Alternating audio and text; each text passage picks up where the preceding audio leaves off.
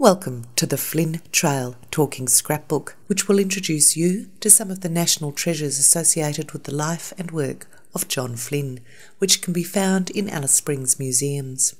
Our journey begins with a replica of John Flynn's car in the Old Timers Traeger Museum.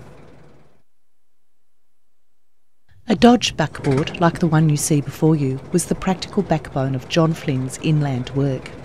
It was in a Dodge like this one that John Flynn and Alf Traeger, the pedal radio man, travelled to remote parts of Australia personally conducting the radio experiments which made the Flying Doctor service possible.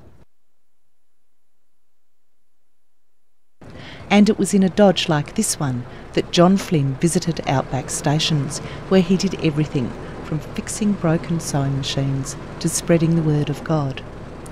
John Flynn was an immensely practical man, as the following description of the training he organised for his successor, the Reverend Fred Mackay, when he became a patrol padre in 1935, shows.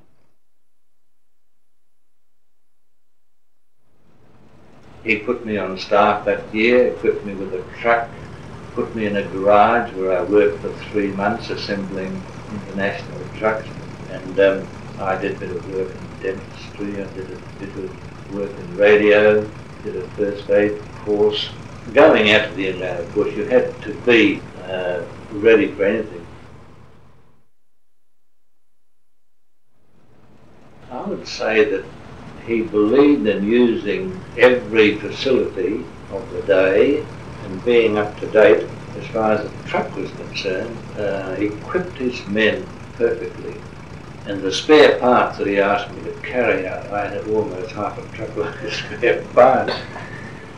Big water tanks, and a big petrol tank, and of course a pedal radio, and a tucker box and swag and so forth and so on. Literature by the ton.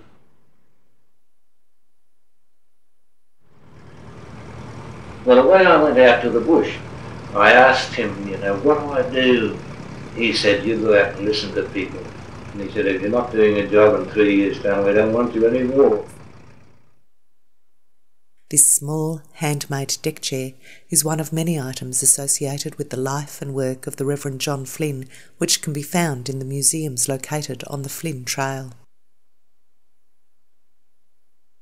This talking scrapbook was created with financial support from the Regional Museum Support Grant Program, Museum and Art Gallery, NT.